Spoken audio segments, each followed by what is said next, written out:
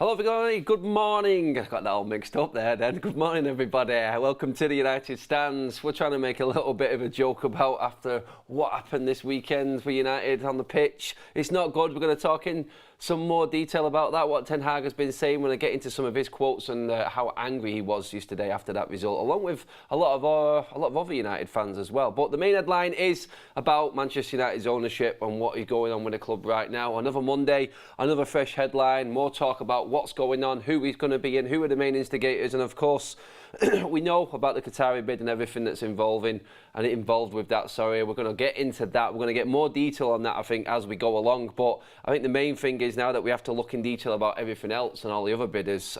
We don't know too much about the others. We know more about Sir Jim Ratcliffe, and that's what we're going to go into detail about this morning. It hasn't been one of a quick moving saga, this one. I don't think anyone expected it to be quick moving, but we are there now where we know who the main two are in terms of Sir Jim Ratcliffe and the Qatari bid.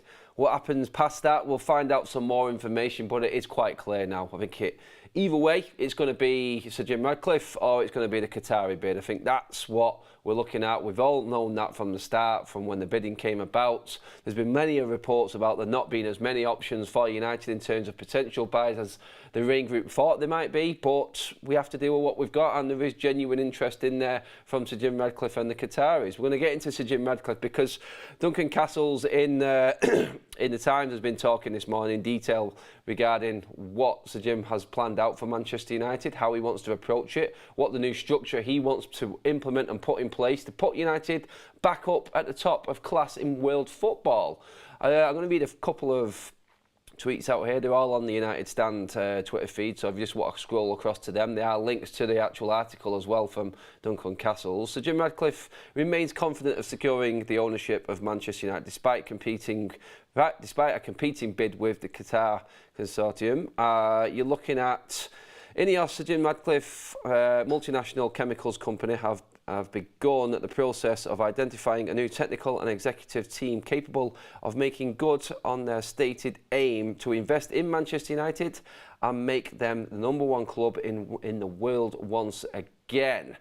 Another one here I'm just going to read out. Ratcliffe has charged Sir David Brailsford with securing a team of individuals capable of overhauling Manchester United's sporting organisation. So David Brailsford, everyone's talking. I've heard that name before. I know where that's come from, surely. Yeah, it was Team Sky, Tour de France, that sort of area. Obviously, Ineos took over Team Sky and are now the main sponsors of that. And so David Brailsford's role in there is the main principal of Ineos and their sporting setup. He is now in charge of everything sporting related with Ineos. He's in charge of all of that, and he has done a lot of good work. A lot of people will say, "Yeah, well, this is football. This isn't cycling. This isn't that area of sport."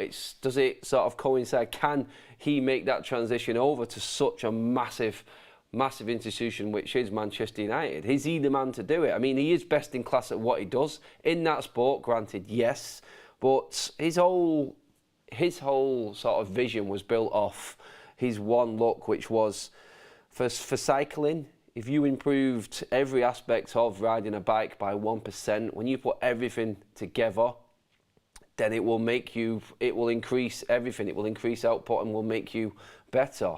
I mean, I can see where that can actually work in football and Manchester United. So the whole breakdown, if you look into the actual Times article, which we've got the link for there on our Twitter feed, it's talking about how Manchester United's infrastructure is what Sir David Brailsford will be in charge of, what he will be tasked with by Sir Jim Ratcliffe in terms of getting Manchester United back up, because we have fallen behind in world and domestic football in terms of infrastructure and training system and facilities. He's in charge of all of this. If he can add 1% improvement to different parts of Manchester United's sporting side of things, then we will get better gradually. It is someone who knows what he's doing in the area of sport. Yes, it's a different sport, but he is good at what he does. There's no two ways about that. The success that he had with Team Sky, the amount of Tour de France and successful competitions that they won under his tenure and what he has done and is still doing now. He is one of them of best in class, knows exactly what he's doing, has got a full-on structure to break down exactly how he thinks things can be made better. Yeah, that is all good and well, but proof is in the pudding always. Again, if he is going to come into Manchester United, there is a lot of change and there is a lot that he needs to improve on, obviously, and it's going to take time. The fan base will need patience with whoever comes in as an owner for Manchester United. I think that's quite clear, and I do think that we need to give everyone who is coming into Manchester United, if in fact we do sell the football club, there are still doubts over that, but you look at it and you go, I think most United fans now are looking at the bids coming in as the Qatari bid just looks cleaner, and in terms of football matters, debts, money, it just looks a lot simpler. The concern with Sir Jim Ratcliffe's is when you look at it in detail, there's lots to do, there's a lot of funding. It's not all his money. There's other investment coming in with him, and when you break it down, it's one that sort of fills United fans with fear. And you can understand why. With one man in charge, which it would be with the Qatari bid, it just breaks it down simpler for everyone to understand. Investment will go here, here and here, and we will invest in the playing squad and make Manchester United great again. Yeah, breaking it down in layman's terms and dummy terms, it's like that does look a lot simpler. So Jim Ratcliffe, I just think people are looking at this one going, it's not as good as the Qatari bid, so we don't really want it. We prefer the one that looks a lot easier. We prefer the one where the man's just going to put his own money in, clear all the debts. Manchester United can be and run self-sufficiently under... I think Manchester United can run self-sufficiently under any ownership as long as there's no debt. I think that's what we've got to get to. I think right now everyone's looking at what's happened at Newcastle and City and thinking, if you give that sort of power to Manchester United, then we would just dominate world football. It's probably going to be the case. We'll probably be right back up there quickly than what it would be under Sir Jim Ratcliffe. Putting people in place, like the article said, to make Manchester United great again, to make Manchester United the top in world football, that's Sir Jim Ratcliffe's target. How he gets to it, it's going to be done differently to what the Qatar bid is. That's basically what it is. If you do go into... I'm just going to read a bit of the actual article now. If you do go into it, Sir Jim Ratcliffe remains confident of securing the ownership of Manchester United despite the Qatar bid. Ineos Radcliffe's multinational chemicals company has begun the process of identifying a new technical and executive team capable of making good on their stated aim to invest in Manchester United and make them the #1 club in the world once again. Ratcliffe, a Manchester United supporter who emphasises his status as a sole English bidder for the club, sole English bidder, so he will be the one pulling the strings, he will be the main man in charge. I think he's tried to make that clear, I think, to try and counteract what the Qatari bid coming in. It's like multiple owners and too many people in a room to make a decision is where Manchester United have, I think, fallen behind over the last few years. Well, last decade and more, to be honest.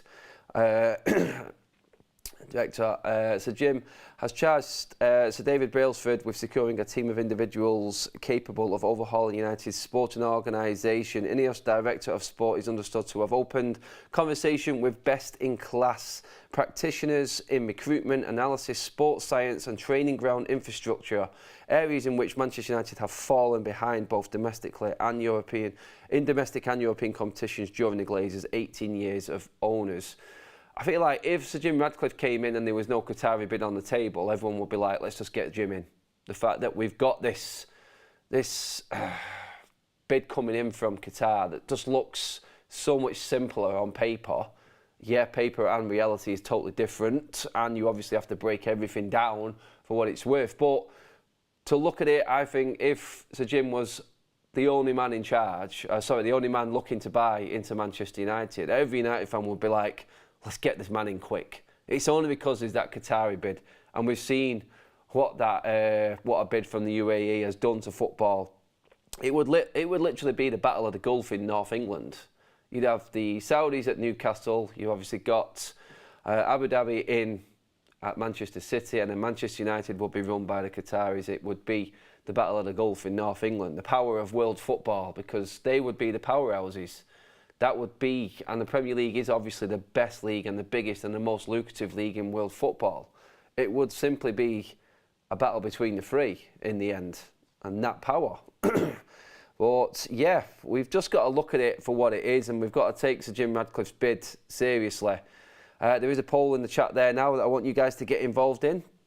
Who should be the new owners of Manchester United? This should be an interesting one again. This has chopped and changed in terms of what information we've been given and what we've been able to read. People have had their opinions on Sir Jim Ratcliffe. I do believe that it is just completely being outweighed by the simplicity of what it looks like on paper of the Qatari bid.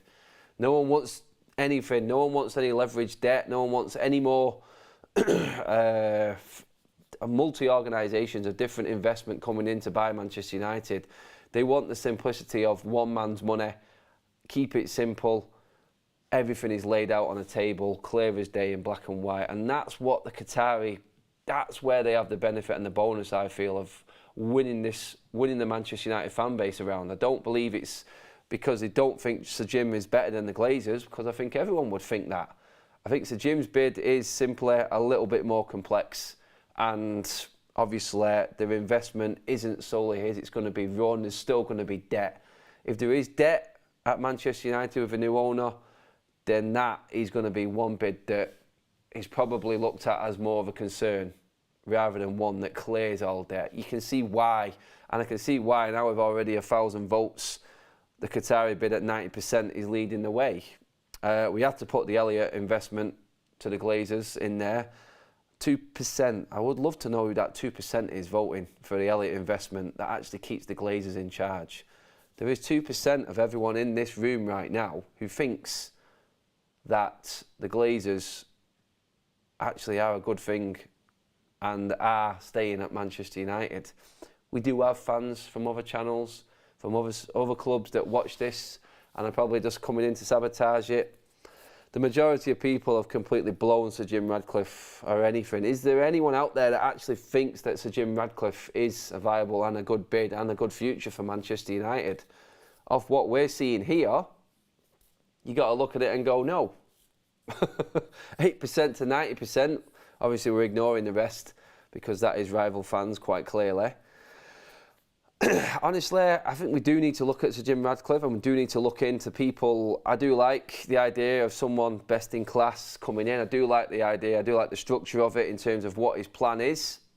But for me, I look at it and I go, and I understand why everyone else has gone down the Qatari bid route, because it does look better. It does give us a lot more options going forward, I feel. And I just feel like United would be more successful in the shorter term as well with this bid coming in. I'm not saying Sir Jim isn't going to invest in Manchester United. Do I feel like it's easier for the Qataris to invest more? Yes. That's how I look at it. I feel like that's a lot of how the fan base is looking at it right now, and you can't say that that isn't how it's going to be. It does look like Sir Jim is obviously having to pull a few more strings together in terms of financial backing. And this is going to be interesting now, because this just falls into Keel with a super chat there that says, forgive my language, but Sir Jim's bid is, it looks like cow crap, basically, going off the emojis in that one. But yeah, I can understand everyone's immediate thoughts of it. But like I said, if the Glazers were selling Manchester United and Sir Jim was the only one interested, no one would have a problem with Sir Jim's bid, I don't think.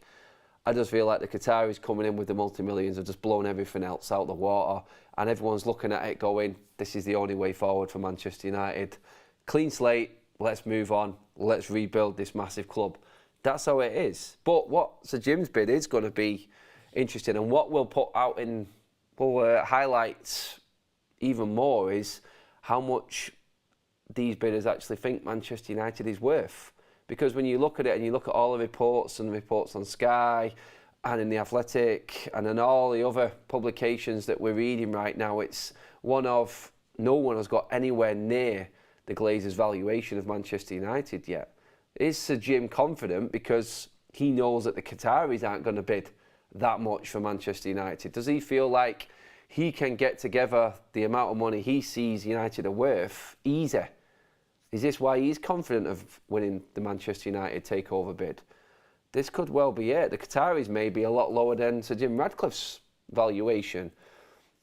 I feel like obviously we know it doesn't matter who bids and who buys Manchester United in the eyes of the Glazers. It's the ones that bid more money. If the gym has to get a little bit of investment from elsewhere to come forward, and that money's put then on the table, it doesn't matter to the Glazers whose money Sir Jim's brought in or how much extra investment. If they see a bid that's better than the Qataris, then you can wave bye-bye to the Qataris. They won't be taken for granted. They won't be taken, not for granted, sorry, they won't be taken for a ride, the Qataris. They're only going to bid what they think Manchester United is worth. And it's the same with Sir Jim. Would Sir Jim then be looking at that and going, I feel more confident now. This is why I'm going to put this plan in place. This is why he has already put all of this. And going off that statement there in the article from the Times under Duncan Castles, it's saying he's already putting people in place and they're already scouting out people to put into position to make Manchester United great again. That's quite a confident sort of outlook on things from their side, because obviously we still haven't heard anything. Both bids have got to be put on the table officially after looking through the books, which is the next stage which we know about, and then we'll go from there. But I think this is just Sir Jim Ratcliffe and his team putting out their plan going forward and trying to make it look as good as possible, trying to make it look like it is the way forward, and the United fans should really take that bid seriously. I'll come back to that poll in a minute to see where we're at. I'm just going to read through a couple of super chats. Christopher Cartwright says, Sir Jim is a boss. Look at what he's done with Team Sky now, Team Ineos, Grenadiers, sorry, almost got that one wrong. They are the most successful cycling team out there.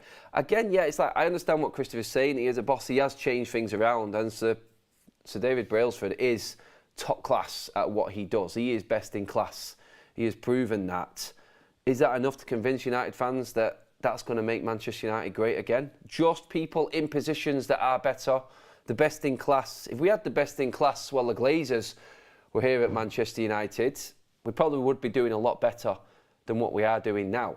The fact that we had a manager in Sir David Moyes after Sir Alex Ferguson left, alongside someone like Ed Woodward, everyone else, Matt Judd, and the whole carnage and craziness that was Manchester United and how it was being run, then we probably would have been a lot more successful. And the whole hate on the Glazers probably wouldn't have been as much, but they were happy to just bring money in and take their dividends, and they put people in best in class at doing that rather than best in class for football matters. And that's the issue that Manchester United fans have, and that will always be the issue that United fans have. The fact that the Glazers were just happy for us to just fall into mediocrity and still take money out of Manchester United off the commercial side of things. And Ed Woodward was a master at that. He was. It's changed now.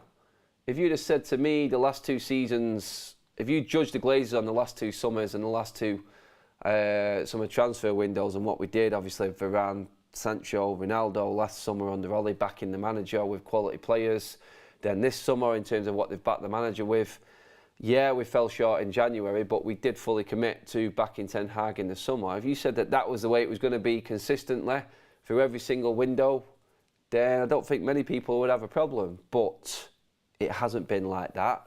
It will never be like that in the future because the Glazers have run out of money. This was the last throw of the dice. Ten Hag has kept us up there single-handedly with the players. Yes, he's been given the power by the club. The players he's brought in have worked. And obviously he's changed the culture of Manchester United, which is massive.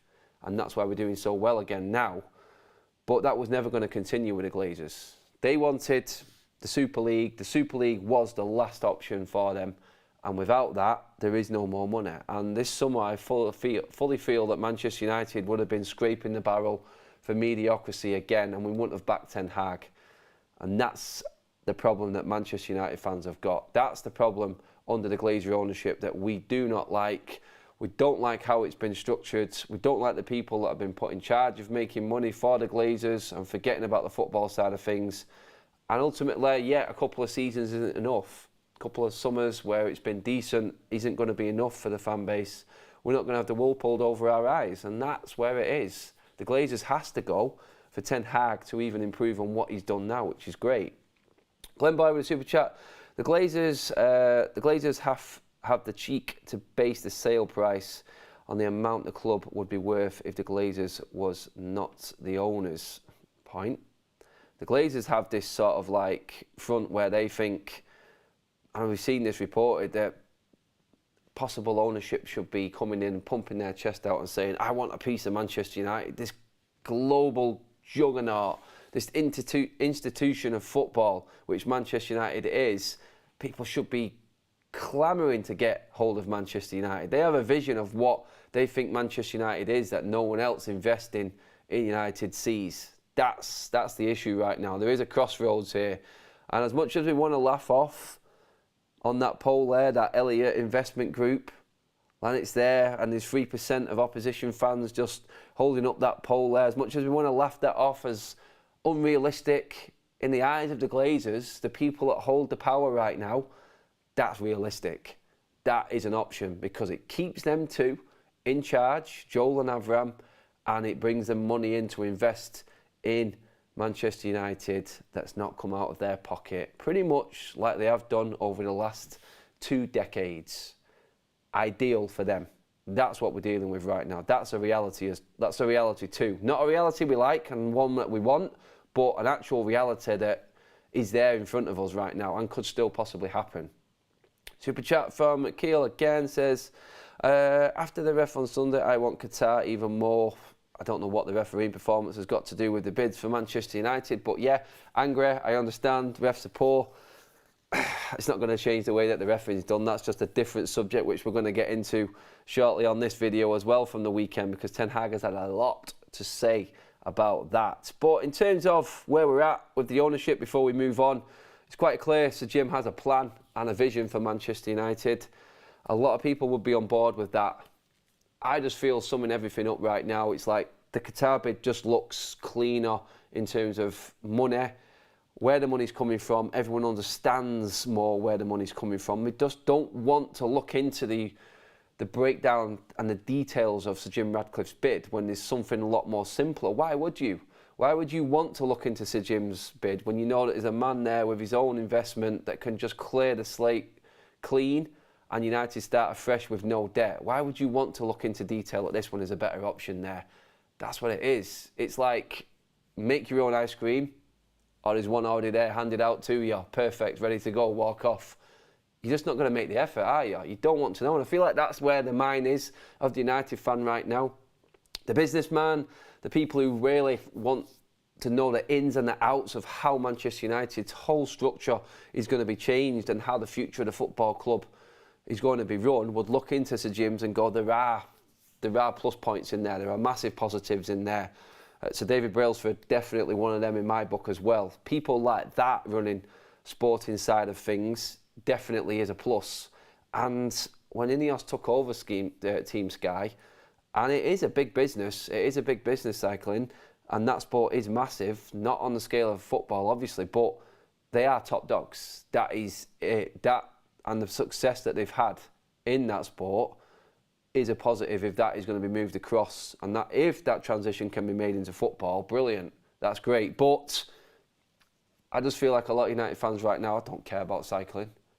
I couldn't give 2 flying F-bombs about cycling. I just want Manchester United to be great again. Give me the most fast-forward option that there is out there. There it is, Qatari bid. They don't want to know about what Sir Jim Ratcliffe's plan is. It just looks complicated to a lot of people, and that's why I feel we're looking down the roads and everyone is looking at the Qatari bid going, this is what I want more. I just want it breaking down in simple terms. New owner, one man in charge, calling all the shots, who is willing to invest in the first team, the infrastructure, the under-21s, the women's team, the stadium, everything which he has put out in black and white is his plan. Then that to me is why every United fan in this poll, especially in this video, is going down the road of the Qatari bid. I feel like that's just where we're at right now. Moving on though, that's your update on where Sir Jim is. We'll hear more probably, I'm guessing, this week regarding the Qatari bid, a bit more detail. I think we're going to start hearing a little bit more in that side of things and how it's broken down and what the plans are now going forward. We know where we're at in terms of the bidding process. Obviously, everyone is sitting down now with the Rain Group and Manchester United. They're going over the books, and I think we'll start to see very soon an idea of what these bidders are actually willing to put forward an offer for Manchester United. So that's the next stage with that. Moving on, Football matters. We are going to talk about the game a little bit in terms of what Ten Hag has said and the officiating. But there is an article on the Athletic from David Ornstein, which is on our Twitter feed right now. Harry Kane is among the main options under consideration at Manchester United, but as things stand, Tottenham are not contemplating a sale. There comes a point where you have to just say, with Levy in charge of Tottenham, Harry Kane, the age he is, the amount of money that he's going to want for Harry Kane, should we just give this a wide berth? And that's coming from me, who loves Harry Kane. Again, he proved at weekend why he is the best in this league right now. I think if Harry Kane was at Manchester City, City would be top of the league right now over Haaland. Statement, I know. I feel like Harry Kane's a better player than Haaland. Simple as. I feel like he would offer more, and I think he would fit City's game more, and they wouldn't be playing with 10 men and clinging on to Haaland, just being there in the box. I feel like it suits them better, and I feel like Arsenal would have been blown out the water already. If it was Kane at City right now and not Haaland, I know it's a big statement, I know, then I feel like City would be running away with it. In that shocking Spurs team to have 20 Premier League goals all season, already this season, that's how good he is. He is massive, and I think that is the problem with it as well. As good as that is, and how realistic a target it is because of that, I think that's the problem right there. I think Levy still thinks that Harry Kane is worth 70 plus. Should Man United sign Harry Kane? That poll is up in the chat right now, so get involved in that one. That's going to be an interesting one to see. I think that's going to be tighter than who should buy Manchester United's poll, which was categorically won by the Qataris. I think Harry Kane, I think the price tag is what the issue is with Harry Kane, and Daniel Levy still being in charge at Tottenham Hotspur. A lot of Spurs fans would love Daniel Levy to not be there. But one thing he does do is drive a bargain for selling his players. He does sell his best players at the right price. And with Harry Kane now into the dreaded 30 zone in terms of age, is that an investment? And this comes down to the ownership thing again. It's like Manchester United will have their targets, and they will tell you that the actual transfer window is still structured the way it would be whether we've got new owners coming in or not. It changes. It changes completely because you get new ownership coming in, and we have got that little bit more. That ownership may have a vision for Manchester United where, and if it was Sir Jim and like the sporting side of things was being looked at in detail more, and we may see some of this come out in a Qatari bid when they start releasing information as well. So I'm not just passing the Qatari off like they're not going to restructure the sporting side of things like Sir Jim's broke down in his article this morning in the Times. It's like, if they do get hold of Manchester United, and it's looking like it, would Harry Kane be a target? Would Harry Kane be a target for Manchester United if Sir Jim Radcliffe took over? Maybe they'll look at it and go, we want future investment. We have to run Manchester United as a business. So we possibly now need to look at every single transfer that we make has to be of a certain age and have potential sell-on ability as well. Could you try again? Sorry, Syria. Ignoring the show. I'm talking Harry Kane. Never mind. Anyway, I look at it and go, I don't think he would be on our radar. If you're going to restructure Manchester United completely and look at it as a proper business and a proper sporting business, then someone who's 30, who has got his best years behind him, not in front of him, would you invest in that? Would you invest the money that Daniel Levy wants for Harry Kane? Because I still feel like you're going to have to bid between 70 and 100 million at least to get Harry Kane through the door at Manchester United. I don't think we've got that money. Even with new ownership coming in and the glory that is with the Glazers gone, I still think for this summer especially, we're going to have to sort of meet financial fair play. Would I want to be investing 100 million plus into a player that's 30? He is obviously the best in the business, like I've described, but is that an investment in the future? That's how it has to be looked at. Super chatting from Nick P says, I get the feeling Daniel Levy is going to ruin our summer chasing shadows until deadline day. That's also the problem. It's like, how long do you chase Harry Kane? How long can you realistically look at Harry Kane as a Manchester United target and let other players just go by the by? As soon as we start throwing all our eggs in the Harry Kane basket, someone comes in and takes Osimhen from Napoli. Guarantee that happens, and then we've fallen behind again. And then if we wanted Osimhen in the future, we'd have to spend stupid amounts of money from probably another Premier League club who will just have our pants down again. Or he goes to a rival and we're up against it. That's what we're up against. That's what we have to look at when it comes to Harry Kane. It's simple. Yeah, Harry Kane is good enough for Manchester United and will make us better. Yes, yes, tick, tick, tick. But the boom comes with the price. Tick, tick, boom. No, I don't think we will get Harry Kane. Simply because of, like what the Super Chat said there, you've got Daniel Levy in charge of Spurs and he's just not going to... He's not going to let it go. He's not going to let Harry Kane go, I don't think. He's got the extra option to sign, I think, a year extension as well from his last year now. It's just going to drag out and be horrible with the way that United work and the way that Levy works. It's a combination made in hell in terms of transfer negotiations. And for me, I feel like will be the reason why United don't end up getting Kane. If United put 110, 120 million on the table, I think we'd get Harry Kane, but we haven't got that money.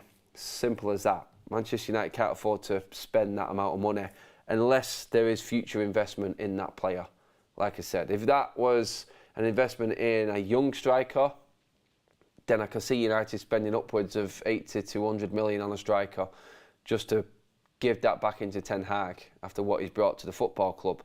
He'll bring back Champions League football for us, and I think the club will back him then in the summer. But there has to be a realistic look on how much we spend on a striker if there is no sell-on value with that. Kane is great and we could get 4 years out of Harry Kane at the top level.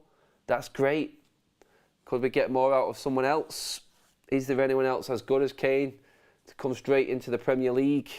Premier League proven Kane? That's the debate. I mean, let's just have a quick look at the poll. 33% say Manchester United should sign Harry Kane. 67% say no. There's over 1,500 votes in there as well now. So I look at that and go, everyone understands how good Kane is. I would love Harry Kane at Manchester United, but like I said, the realistic look on it from a lot of fans would be, let's look at a younger striker, someone that Ten Hag can make a Manchester United legend. I've said this always with United. United don't buy world-class players. United make world-class players. All of the world-class players that Manchester United have brought in, bar this season obviously, because we've added with the likes of Casemiro and Varane last season, quality players, but the big superstars of Manchester United have developed at Manchester United. Now that structure and that sort of look on things has been blown out the window since Sir Alex Ferguson left. Obviously, I understand that, but now we've got a manager in charge that I think can improve players even more so. And that's why we're seeing the likes of Garnacho, Palestre come through. We're seeing improvement in players like Rashford, young strikers at the right age, performing to a next level. I feel like under Ten Hag, it needs to be the younger striker now, realistically. I am all for adding that bit of steel and quality when we need it, and it was emergency buys this summer in terms of Casemiro. We needed that type of player in, that leadership. He wanted to get Martinez, we went a little bit more on him. Antony, same again, we went more than what we should. The club backed Ten Hag, but we've got the rewards from that. We've seen what Ten Hag can do. And I think you look at it now and you go, Ten Hag needs that backing, but I feel like we now need to start moulding Ten Hag's future as well as the right now. We've got a good enough squad right now to compete in the top four. That's clear. We're there now in March, middle of March, comfortably in third spot. We've got more than enough. Yeah, we're going to see, and our mettle is going to be tested now with the injuries and the suspensions that are creeping in. But you add the right type of younger player coming through, then I think that is where United should be going. I think under Ten Hag, that works better. I feel like Ten Hag is a man that can mould a future and build a team for generation after generation. I think Ten Hag's in Manchester United for the long run. I'm confident that he will see out. He will probably be one of the longest serving Premier League managers in Premier League history. Because Manchester United back their managers. They don't like getting rid of managers. And I feel right now we've got the right man. That's how I see our future. So in terms of transfer windows, I think we need to back Ten Hag in the future as well as players that can slot in right now and do a job. There are a few out there, People are saying Vlahovic, Osimhen in the chat. Both viable, both good players, good strikers. I think would definitely suit Ten Hag's system. The work rate of Osimhen, obviously Vlahovic, is stronger. He's a different type of striker. He's not like a Weghorst. I think it's different to say. I think he's stronger than Weghorst. He holds the ball up a little bit better. Although Weghorst, as we know, has been getting better. I mean, some people are actually asking me outside Old Trafford, would you take Weghorst on a permanent? If the price was right, I would definitely take Weghorst on a permanent. I think he can be useful for Manchester United even in the future. I do believe he is a good impact player as well, as starting in certain games for United. And he has that work rate that Manchester United and Ten Hag especially love. Are there better players out there than him? Obviously there are. But I feel like United right now are in a position where we can look at the right type of player under Ten Hag. It's not a wasted signing anymore. And let's not forget what we've got coming back. So we've got the likes of Palestra, bonus this season, Garnacho, total bonus. It shows you exactly what Ten Hag is doing. And you've got Ahmad to come back, who's pulling up strings at Sunderland. Let's not forget, we've got to try and fit him in this summer on the tour. So in the wide areas, I think United we're pretty much sound. The number 9 has to be priority signing for Manchester United this summer. Obviously, it fetches the bigger fees and the bigger problems. And I think Ten Hag will be judged on this next signing, the number 9. It will be a tough one. But there are good players there. People in the chat there, Jonathan David, obviously he's just broke Lille goal scoring record as well. Got a hat-trick the other day. He's having a great season at Lille. I have the Canadian fan groups and people I know over there absolutely think he is made for Manchester United. European experts have also said that he would suit Ten Hag's system. The work rate, what he does, how he plays his game is perfect for Ten Hag. It's another option there for United. All these players, all these strikers are definitely for Manchester United under Ten Hag and will work. It's which type he goes for. Do United go down the United ways of old with Harry Kane, or do we finally change tact and actually start mixing it up a little bit? That's what we're talking about. That's the important thing this summer. And I think it's important for Manchester United to look at it that way and go, this is how Ten Hag plays. Let's buy players that work in that system rather than, could that player, superstar, brilliant for United, but it's the name. It's a name on the back of the shirt. It's what United have always done. I know Sir Alex Ferguson always said, if the right player's available, United are always interested. But I still remember when we bought Van Persie, and it was a summer when we weren't expecting to buy Van Persie, and then we lost Kagawa simply because Van Persie came in. We had to try and make Kagawa fit somewhere else. The system changed automatically because Sir Alex Ferguson brought Robin Van Persie in. And I'm not saying it was a bad thing bringing Van Persie in. I love him. But I think it's time now we started looking more long-term and looking at the future of Manchester United. Darren Mulaney's in with Super Chats. What 3 players would you like to buy in the summer? Which 3 players would I like to buy? I mean, my main targets are all very expensive, so unrealistic.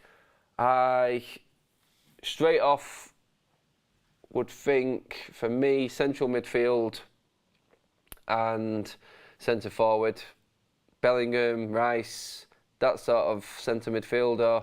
Obviously then the striker like we've just been talking about, Osimhen, I think he's the best fit right now for Manchester United. I can see the others, I can see the positives in the others as well, like the Vlahovic, like the Harry Kanes. But Osimhen, Bellingham, I think Bellingham's a long shot with all the noises going on right now, but I do like Declan Rice. I think he would fit in at Manchester United. A lot disagree with that. Caicedo looks like he possibly will be on his way to Arsenal. Another good player, another good midfielder. Sumin J, centre-back at Napoli as well. Another centre-back I think we need. I think we're going to get rid of a few centre-backs this summer. So I think the whole spine of Manchester United needs improving. And I know we've got Casemiro there, but I do believe we need that other midfielder as well. And moments like this we're going to see now with 4 games with no Casemiro going forward. I think that's what you've got to look at. Realistically, out on the wings, full-backs, I think Manchester United are pretty set right now. I think the complete spine of the team needs strengthening. and that's in depth as well, but in quality in depth. Obviously, I would still keep Sabitzer at the club. I'm gutted that he's injured at the moment. I would still spend that money if it is around that £25 million mark. I think that is a player that Manchester United should be looking at. I think realistically, that is a good player to have in. I do believe that some midfielders will be moved on as well, and it all works around what Manchester United's structure is going to be in the window and how we get players off the book before we bring players in. I think that's going to be important. I think United need to be proactive in the outgoing section of this transfer window coming up this summer, just as much as what they are in the incomings. I do believe that we need to make room before we actually bring players in. So I'm hoping when we get closer to the end of this season, we're going to start hearing some pre-contract agreements have been made, and as soon as June comes that these players are leaving. I just hope we can be that proactive this time and we're not wasting time like we did this summer, and then right at the end we're having to pay more than what we should do for certain players that Ten Hag wants to bring in. So that's it. A lot of people there. I knew that would change opinion and divide opinion in terms of Declan Rice. I still think he's a quality player, personally. I would still have him at Manchester United. I would. I think he's a player there for a future. But it's tough. It is tough for bringing the right player. And for me, I feel like just give the power to Ten Hag and his team. I think that team should be built up above him now, and we should be looking right now for players to build on this and the way that we are going to play. Ten Hag knows how he wants to play football. The team above him, looking at these players, should know, and we should be already in the market actively now, looking ready to go when that window opens. That's my opinion on that one. But yeah, that's it. Harry Kane, again, the debate, it is what it is. There's the chat. 34% think United should sign Harry Kane. 66% go nowhere near him. I think the fear is the age, Daniel Levy, and the price that he's going to drive for Harry Kane. That's why that 66% is winning that vote. It should be a younger striker. And I cannot agree with that. I cannot disagree with that. I think that's the way that United should be going forward. We should be looking at the future as well as the right now. And I think Kane just falls out of that. Although I'd love Harry Kane at Manchester United, I really would. I think he is the best striker in the league. I really do. I still rate him more than what... I still rate him over Haaland. I do. I think his overall game is better. And I do think that to be anywhere near Haaland's total, which is crazy, in this Spurs team, just shows you how good Harry Kane really is. But he's Levy's player, and that there is where the problem is. De Jong as well, that's a good shout in terms of midfielder. Do we go back down that saga again? That literally destroyed me in the summer, the Frenkie de Jong saga. So I do think he is a player that will take United to the next level again. There are options there, very expensive options, and it comes down to how much money we can actually spend with financial fair play. And don't forget, it is the second year now when that new system kicks in for UEFA in terms of how you need to balance your books. Agents' fees, wages, the whole structure on how much you can spend is all around this new UEFA financial fair play rule. So it is going to be a tough summer. Don't expect, even with new ownership, for it to be a crazy, crazy one for United. Every journalist we spoke to has said the same thing. United still have to be very, very cautious in terms of this transfer window or who comes in. Moving on, I do need to talk about what happened at weekend and everything. Let's just say as it is, the officiating this weekend and the stink that kicked up, and the stink from Ten Hag. I mean, I'm going to read a couple of tweets out here from quotes from Ten Hag. They're on the United Stand Twitter feed. Ten Hag says, and if they isolate one, it's a little bit the same as against Crystal Palace. Definitely. When you saw that incident, you should have sent off 3 or 4 players and not only one. If you're really consistent. He's talking about the consistency, and this is what he was going on about back when Casemiro was sent off against Crystal Palace. We've seen numerous occasions of players holding on to players' collars, shirts, necks, however you want it, however you want to describe it or break it down, but it just seems to be, and I said this yesterday, it's like when the limelight's on these officials and it comes to Old Trafford, they just feel like they have to make it all about them. Taylor set the precedent yesterday straight away early doors by giving Martinez a yellow card. First challenge, yeah, maybe obstruction, But Southampton were doing this continuously all day. The officiating at yesterday's game was appalling. How Manchester United didn't have a penalty. And again, I looked at Casemiro and I agree with the isolation thing. When I looked at what was on that screen in the VAR box when the pictures were put out for what Taylor was looking at, it was like they could not wait to freeze frame the worst moment in that tackle. It was an absolute joke. The ball was hit, his foot went over the top of the ball because of the impact. His other foot, his trailing foot was on the floor. He wasn't off the ground, two-footed. And the foot went over the ball and it looked a lot worse than what it was. So what did they do? Like Ten Hag said, they isolated that one image of the ball being underneath underneath Casemiro's foot and the worst moment of impact. You could tell everyone, even the Southampton players, were there and they thought it was a soft red card. But these officials, and you can't blame VAR for this, so there's no point in shouting about VAR. It's about the officials on the day. And I was not surprised later on when I heard that it was Mariner who was in the VAR box as well. I mean, seriously, you couldn't have asked for a worse combination of referees. You really couldn't. The time that was added on, I think Beth was talking about it in her fan vlog yesterday. Where they got that from, I do not know.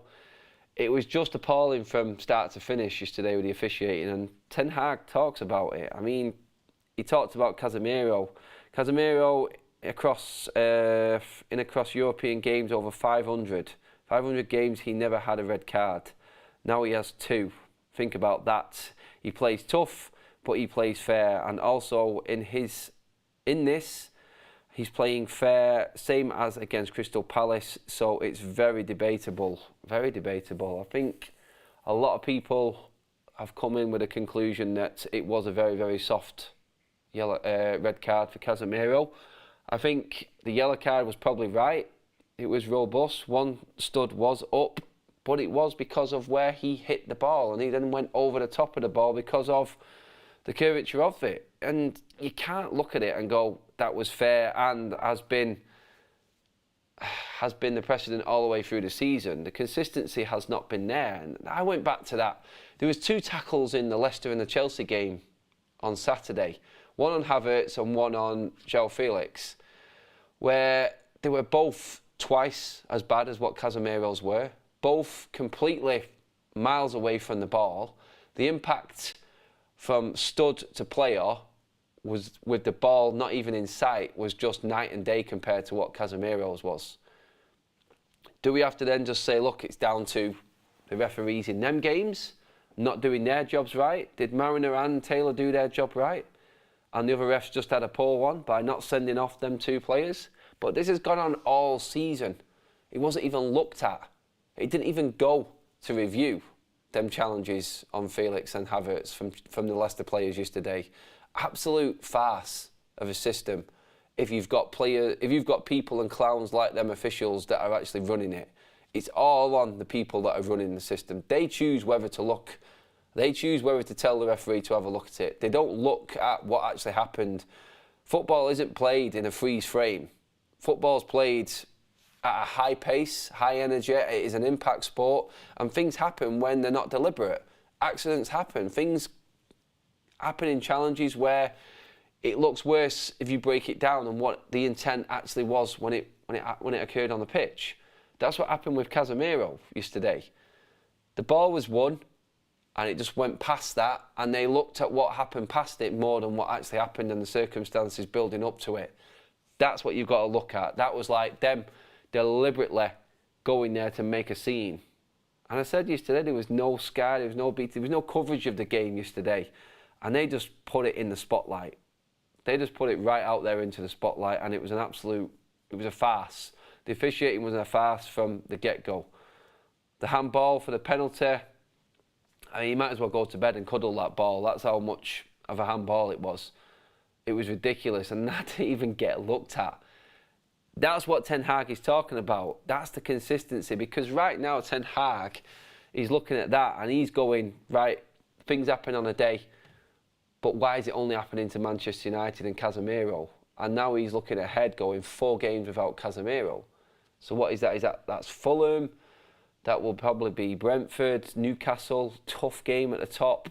Obviously, Newcastle and their record, I think, one defeat there all season. We're now going there without Casemiro.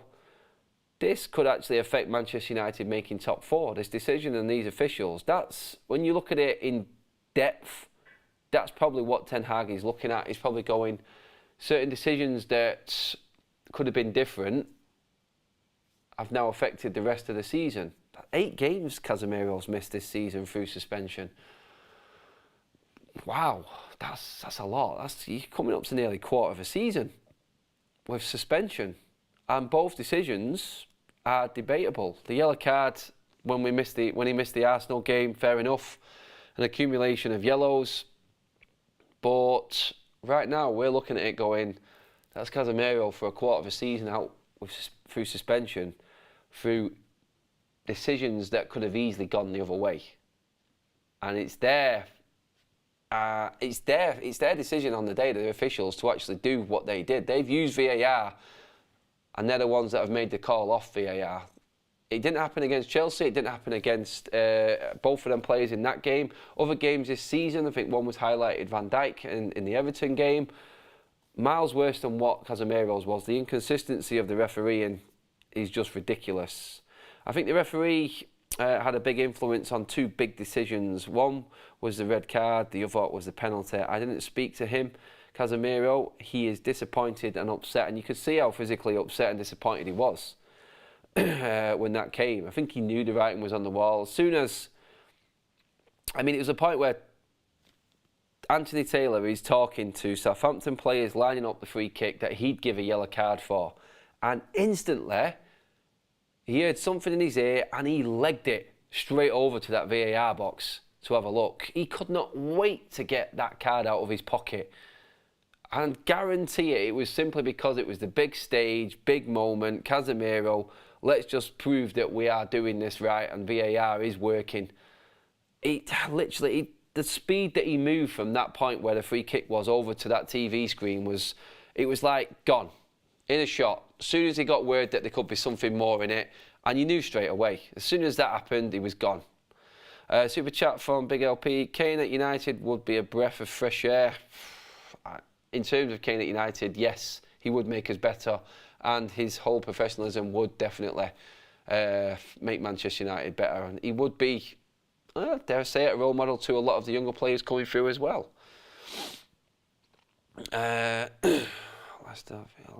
Let's just read through some of these. Kane will get better after 30, like Zlatan, Lewandowski, Benzema. He cost 80 million, not 100 million, because he's in final year, says Manchester United. Not necessarily. I think Daniel Levy being in charge was the point we were making on that one. 80 million, would you still spend that on Kane? I do understand the benefits that Kane brings, and he is still a great player, so yeah, I'm not saying that. Brailsford put nice team together, full rubbish. Kurt, didn't really make sense, that one, mate. Just try and rephrase that one. Just going to read through a few more here. The penalty for United not given because sorry, it just went off my screen. It's not blatant. As the West Ham player, diving save. Yeah. Let's see, that's what got, some of the writing's poor. That's what got the review and acknowledgements. The error, just to change that phrasing again, make it easier for me to read, please. But yeah, I think the West Ham one where the player was on the floor again, it's not so much that, it's the fact that the Southampton player, his arm is just coming off the floor as well, and he's cradling the ball. We've seen decisions given this season where handball, even, was it who was it who got the handball? Was it the Liverpool one, the Liverpool game? It's close to him. Header comes back across. His arm is in not a natural position. Was the player's arm in a natural position? No, it wasn't. Southampton players wasn't in a natural position. It was away from his body, and he was making the frame of his body bigger. Would we have scored from it? The ball would have gone across, and I think we would have possibly scored from that. So you have to look at that. Again, inconsistency, like Ten Hag said. The referee influenced the game of football yesterday. And all anyone was talking about after was the refereeing decisions and not the football on the pitch. Southampton were garbage, by the way. Oh my God, they deserve to go down. They were poor against 10 men, my God. But we've got to look at it now. Casemiro missing, big games coming up. Obviously Fulham this Sunday after Real Betis. We fully expect United to see through, and I'm actually really glad that we did just go hell for leather and beat Betis 4-1 now on Thursday, because it's just give us that chance to possibly rest the odd player in this Betis game ready for the weekend. And then we've got the international break, which right now is probably a bit of a godsend for United. It's a bit manic, it's a bit crazy, results are a bit all over the place, it's not as consistent as it was. I think we just need to get through this week now. It's important. Betis, get the tie done, get through to the quarter-final, get Fulham beat at weekend. They are a good team, Fulham, and we cannot take them lightly at all. They were done by Arsenal in the first half yesterday, fair and square, but they are a good outfit. We've seen how we struggled against them at Craven Cottage. It took the Garnacho last-minute goal. So yeah, we can't take Fulham lightly. But first things first, Betis, we will be there. The United Stand team head out tomorrow. I will be going tomorrow afternoon to Betis, so we'll bring you coverage from there as well, and a couple of extra bits of content as well while we're over there. So do stay tuned for that. Let's get that game done and dusted. Get that in the bag. Quarter-final draw again. Then we move on to Fulham. Win them 2 games into the international break. Everything just settles a little bit. And then we come back and it's the big Premier League games. Newcastle away, I think it is. So that's a tough one on its own. Brighton away coming up as well. And Brentford at home. All 3 tough games. The teams that are in and around us right now in that top 8. And we know how well they've been doing this season. Brighton at home, tough one. Like I said, Newcastle at home. That's another tough one to go to. Both teams doing really well. And I've got great home records. So I think the international break coming right now is come at the right time for United. Let's just concentrate on these next 2 games. Let's get through them unscathed, no more mishaps, and then we move on after the break. And I think then that's it, all the way through to the end of the season, squeaky bum time. That's what we're looking at, and I think we have to sort of just take it one game at a time now. Ten Hag has been doing that, but when you get decisions yesterday, like Casemiro's red card, you tend to look a little bit further ahead in thinking, are we going to miss Casemiro now from the games that I've just mentioned there? Tough games with teams with good midfields. Have we got enough without Casemiro? Sabitzer, Fred, Bruno, McTominay. That's what we've got now for the next few weeks. Hopefully we don't get any more injuries. Hopefully Sabitzer does come back and is available for us, especially against Fulham. I just think 2 wins this week now just settles everything down a little bit, and then we go when we get back. And I think that's important for United right now, just to concentrate on getting through this week. And then international break, and then it's squeaky bum time. It's full on, hell-bent, everything going down. 3 competitions. I do believe we can go to the end of all of them. I'm still staying with we're going to win a treble. Europa League and that FA Cup, it's happening. I'm still confident. As long as we don't get Anthony Taylor reffing like we did yesterday, we're going to be all right. But that's it for this morning's show, everybody. Cheers for tuning in. It's been a ball. We got through quite a lot there. Sir Jim Radcliffe, obviously, we'll have more on what's happening with the ownership through the week, and we'll bring you that. Obviously, we're off to Betis now tomorrow, so that is now full concentration for United. Let's get through that tie, and then we move on to Fulham at weekend. Cheers for tuning in, everybody. The poll has just finished. Kane not to United, according to the United Stand fan base. Someone else, please, says that. But yeah, guys, cheers for tuning in. Like, share and subscribe. As always, we will be back this week with content from Spain and here in the studio with anything else that breaks. Like, share, subscribe to the United Stands. We'll see you this week.